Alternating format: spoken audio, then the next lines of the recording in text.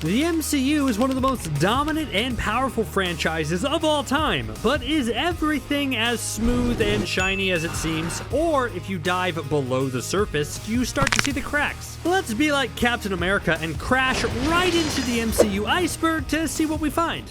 Let's start with layer 1. I'll basically cover the most well-known and popular foundational things that worked in the franchise's favor. Tony Stark uttering "I am Iron Man" I am Iron Man at the end of the first Iron Man is probably the most famous line in the MCU. Not only did it fundamentally shape the future of the MCU with the franchise's energy toward secret identities and bucked traditional superhero norms, but it also went full circle in ending Tony Stark's story in Endgame. The fact that this wasn't initially scripted like this and RDJ improvised it, the man was born to play Tony Stark.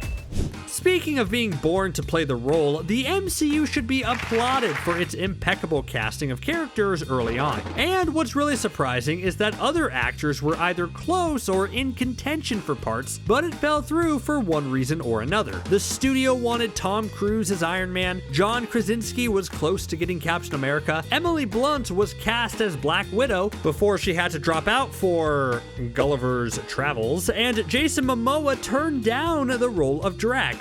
Every actor they did eventually cast helped propel the MCU forward, but I want a what if episode with all these actors in these roles, don't you? The MCU has dominated the box office since 2008. Sure, the big headline is that Avengers Endgame is the second highest grossing movie of all time, with Infinity War, No Way Home, and The Avengers all rounding out the top 10 for now. But really, every film just brings in wheelbarrows full of cash. Is superhero fatigue a thing? The MCU doesn't make it seem like it is, so what's the secret behind the MCU's box office success? Well, actually, every MCU movie that has gone and hit that like and subscribe button for CBR has gone on to make a bunch of money. I actually think the MCU deserves the most credit for training audiences to sit through credits to see a mid or post-credit scene. This was a tremendously smart move in order to tease what comes next and to set up future installments that further unite this massive franchise. I feel like these scenes are threads that keep the MCU from getting too unwieldy. What's been your favorite post-credit scene? Do you like it when the mid or post-stinger are funny gags or more plot-based? Do you guys still have that thing where people get up and leave as soon as the movie ends? There's always at least 2 in my theater. That's crazy. The most recent humongous move that MCU and Disney made in order to set itself up for future success was the acquisition of Fox properties. Suddenly, the MCU had access to Mutants and the Fantastic Four, a huge treasure trove it had to keep separate before. It's still unclear what exactly the MCU plans to do with these characters long term, but the prospect of bringing in these new characters, at least to me, gives this whole franchise a shot of adrenaline. But I guess the flip side is character bloat. Can the universe handle even more heroes and villains? Let's go down a layer to level 2. Here you'll find very popular Easter eggs, the cheerworthy moments, and just some surprising developments that make up the backbone of the MCU. Stan the Man Lee is hands down the MCU's most popular Easter egg. Popping up in every movie before his passing, Stan Lee always was a crowd pleaser and warranted a huge cheer from the audience whenever he appeared on screen. As his appearances grew, a fan theory started to grow that Stan Lee was actually the Watcher and was playing the same character in each film. It was a fun thought for sure, but we were delighted to find that Guardians of the Galaxy Volume 2 decided to embrace that theory and reveal that Stan Lee was actually a Watcher informant. Did the MCU always have this in mind, or did the rumblings from the internet cause James Gunn and Marvel to listen and make it canon?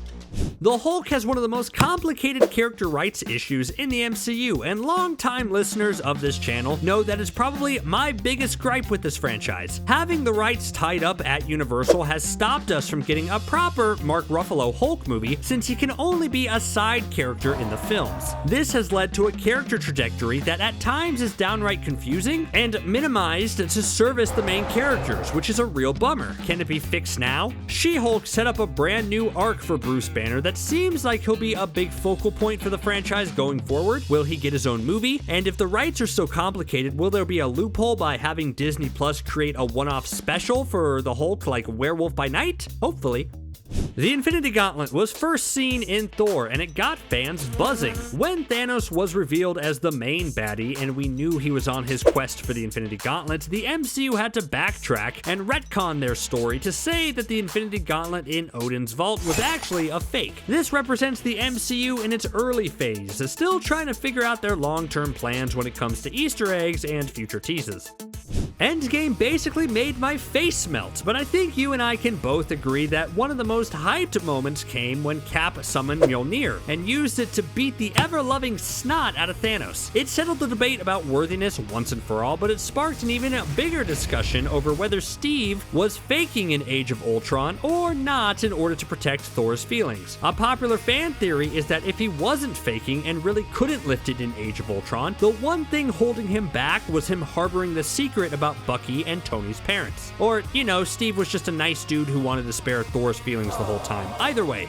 With some success under their belt after Phase 1 and the start of Phase 2, the MCU felt confident that they could expand a bit into the cosmic side and tell slightly more far-out stories. Still, no one could expect that a movie with a talking raccoon, we're gonna be rich, and a big Vin Diesel-sounding tree would be as popular as it was. Going into Guardians of the Galaxy, there was a vocal group out there who were quick to predict that the film would be the MCU's first flop. But the MCU proved its staying power once again by being an absolute smash hit that had far-reaching ramifications. Remember how Suicide Squad changed its marketing after Guardians was a success and then it became a huge mess? It also opened up the entire cosmic side of the MCU, signaling that yes, if the story was right and the characters were engaging, you could have adventures anywhere.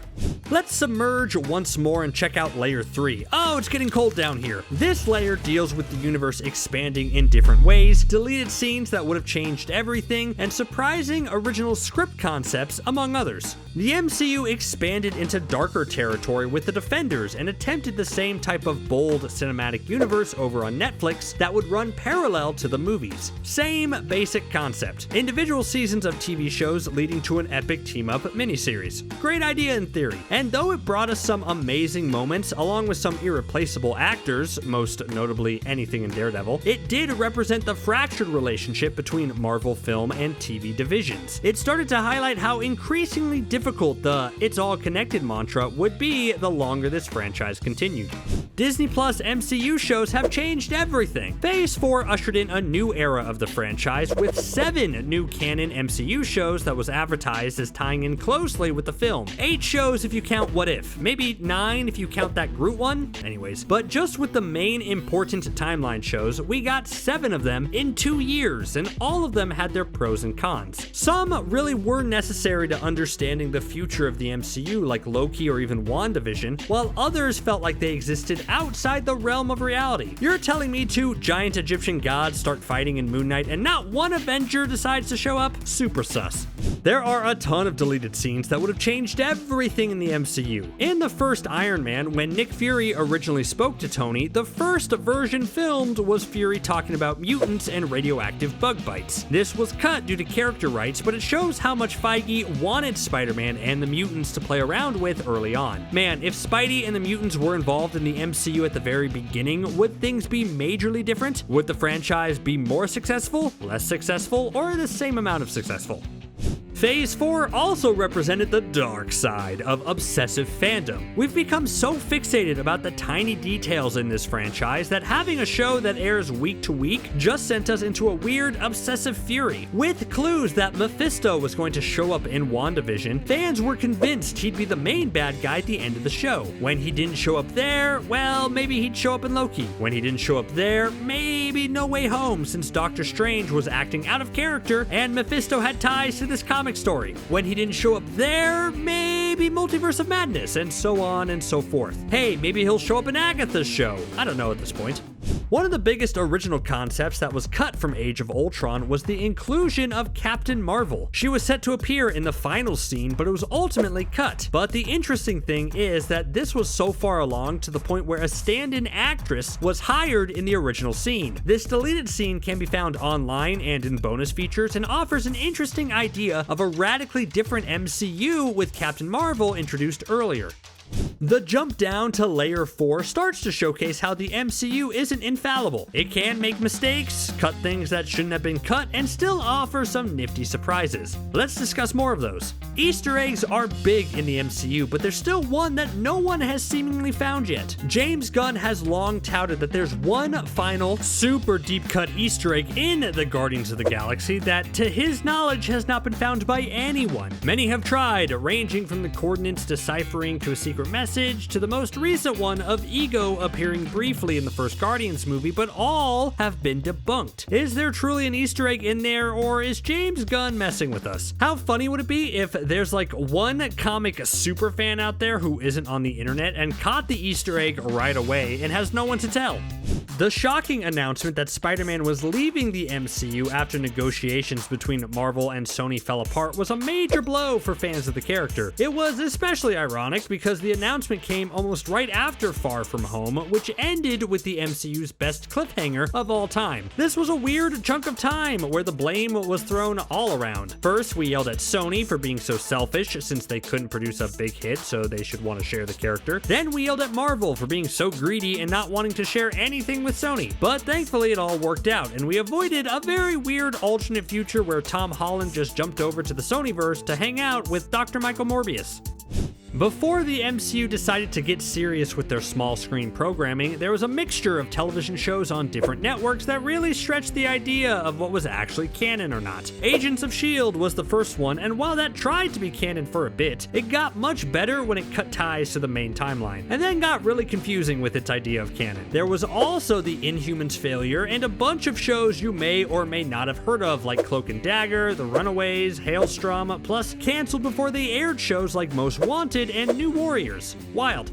A conspiracy theory that was floated around was that Doctor Doom was originally supposed to be in Wakanda Forever, but was ultimately cut. Really, his appearance in that movie would have made sense. His inclusion would have set up the next few phases, which is another justification for why Phase 4 ended with Wakanda Forever. Also, they cast the recognizable Lake Bell in the first big scene of Wakanda Forever before axing her, and many think that in the original story, her character was working for Latveria instead and had a bigger part planned down the line. Story tweaks affect the MCU in big ways. The MCU has always had to deal with protecting their major spoilers, and you can tell it's getting increasingly difficult the longer the franchise goes on, and the bigger the movies get. Like, remember when people leaked the worst kept secret of Andrew Garfield and Tobey Maguire returning for No Way Home? Remember when people tweeted out that Harry Styles was in Eternals like weeks before the movie came out? And of course, the actors themselves had to train themselves not to spoil things. Sure, Tom Holland is the biggest face for spoilers in the MCU, but in my opinion, Mark Ruffalo is hilariously worse than Tom. I watched that clip of Mark Ruffalo spoiling Infinity War and Don Cheadle getting tremendously mad at him at least once a month. The final layer time. Let's really dive into the abyss and explore some of the darker sides of this franchise and question its overall long-term viability. The original Phase 4 slate was actually quite different in a way that would have changed everything about this phase and probably set up the multiverse saga in a more fulfilling and coherent manner. Screw COVID, am I right? Like, WandaVision wasn't originally first, and all the TV shows got shuffled around as they added more and moved around others. I do think this tied into the idea that Phase 4 was a little disorganized. I liked it overall, but you could tell that their timeline wasn't as put together as it was previously, and that wasn't all their fault. Disney and Marvel are true juggernauts, and through really well-manufactured images, it always sounds like the actors have a great relationship with the production company. So it was a huge surprise when it was announced that Scarlett Johansson was actually suing Disney for the way it handled the release of Black Widow. Her lawsuit stated that Disney breached her contract, and by releasing the movie simultaneously on Disney Plus at the same time as theaters, it cut into her own profits for the movie that she was entitled to. It was complicated, and yes, it did seem like Disney was trying to adapt to the pandemic, but also you could totally see where ScarJo was coming from in terms of not getting what was originally owed to her in her contract. Maybe they parted as friends, but I read that situation as us not seeing a Natasha variant in the future. Marvel has always been extremely careful when it comes to what's revealed in trailers, and it has only gotten more secretive in recent years. But is trailer trickery a bad thing? Sometimes yes, sometimes no. Think of Hulk in the Infinity War trailer, or the Spider-Man being cut out of the No Way Home trailer. It's created an entire subculture of fans who analyze every frame of a trailer and try to decipher what they aren't showing us. The MCU has had a long-term problem with working with directors who want to put their own unique vision on their movie. It's the Marvel machine, after all. It's a struggle to let directors do their own thing with the source material and also tie into the larger MCU. It's led to huge high-profile director dropouts and exits, like Jon Favreau leaving the Iron Man franchise, Patty Jenkins leaving Thor 2, Edgar Wright leaving Ant-Man, Scott Derrickson leaving Doctor Strange 2, and even very recently with Bassam Tariq leaving the upcoming Blade film. Phase 4 seems like it let creators be more personalized, but with the less than stellar reception of a lot of Phase 4 films, will they continue to give directors free rein? Now the big question. Going forward as we march towards Secret Wars, will the MCU truly try to unite its entire multiverse to make the biggest movie ever made? They probably feel like they have to go bigger after Endgame, which feels like an impossible task. But fans seem to be almost demanding that Secret Wars brings in all their favorite superheroes from every Marvel movie ever in order to tell an even greater and grander story. As the multiverse expands and we bring back characters we were nostalgic for while balancing our love for new characters, is this going to hurt the MCU? Or after 15 years, should we trust that this Uber franchise knows what it's doing? Me personally, I think it'll be a mixture of both. There'll be low points, there'll be high points, and there'll be mid points. But one thing for sure is that this franchise probably won't slow down anytime soon. What other important MCU events would you put in this iceberg? Again, this is such a condensed version, and we could probably make 20 more of these things. Let us know what you think in the comments below. Thanks for watching CBR.